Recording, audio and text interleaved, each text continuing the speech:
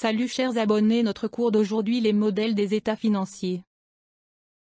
MODELES d'états financiers. Les états financiers reflètent la situation du patrimoine et l'activité d'une entité par des données chiffrées et structurées présentées essentiellement sous forme de tableaux et de notes. Les utilisateurs et destinataires de l'information financière qui sont principalement les propriétaires, créanciers et investisseurs actuels et futurs des entités, prennent des décisions majeures basées sur l'interprétation des données et indications contenues dans les états financiers périodiques. Une bonne interprétation et compréhension des états financiers implique que ces derniers soient préparés et présentés de façon à fournir une information pertinente et utile par la mise en évidence de tous les éléments jugés significatifs à la prise de décision.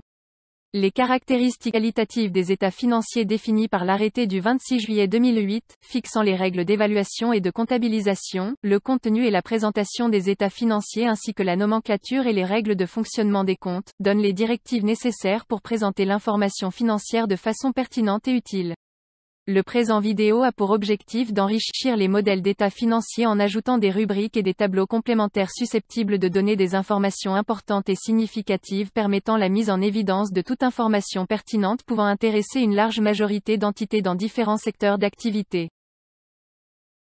À titre d'exemple, l'on peut citer les autres immobilisations corporelles par la mise en évidence de postes généralement significatifs, notamment les installations, machines et outillages, le matériel de transport, les stocks et en cours ventilés en trois grandes familles: marchandises, matières et fournitures, produits finis et en cours, autres stocks.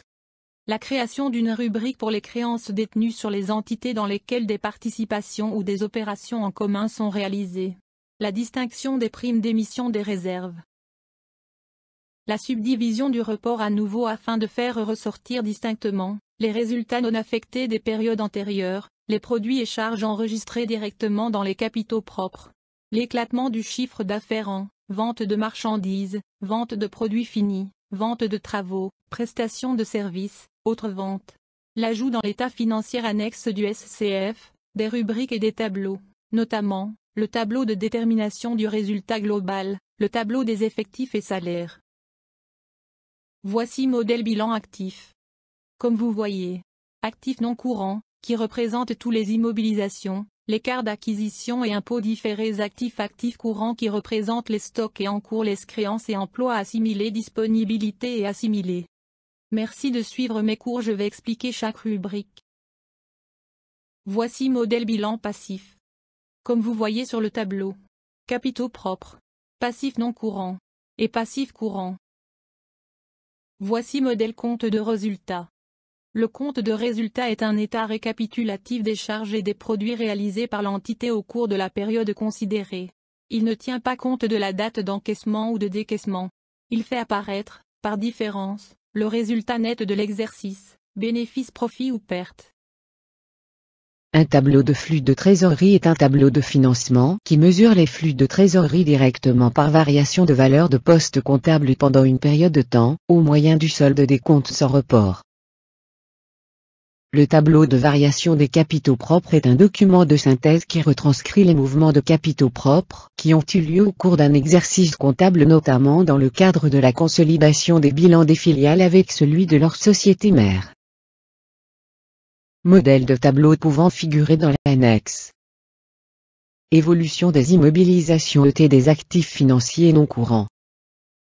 Tableau des amortissements. L'amortissement est un terme comptable qui définit la perte de valeur d'un bien immobilisé de l'entreprise, du fait de l'usure du temps ou de l'obsolescence. Les immobilisations sont effectivement réévaluées chaque année pour déterminer de manière précise le patrimoine de l'entreprise, dans le bilan comptable. Tableau des pertes des valeurs sur immobilisation ET autres actifs non circulants. Tableau des participations, filiales ET entités associées. Tableau des provisions. Tableau des échanges des créances ET des data à la clôture de l'exercice. Tableau des pertes des valeurs sur actifs courants. Tableau des comptes des résultats global. Tableau des variations des nombre d'actions ET résultats par action. Tableau des effectifs et salaires.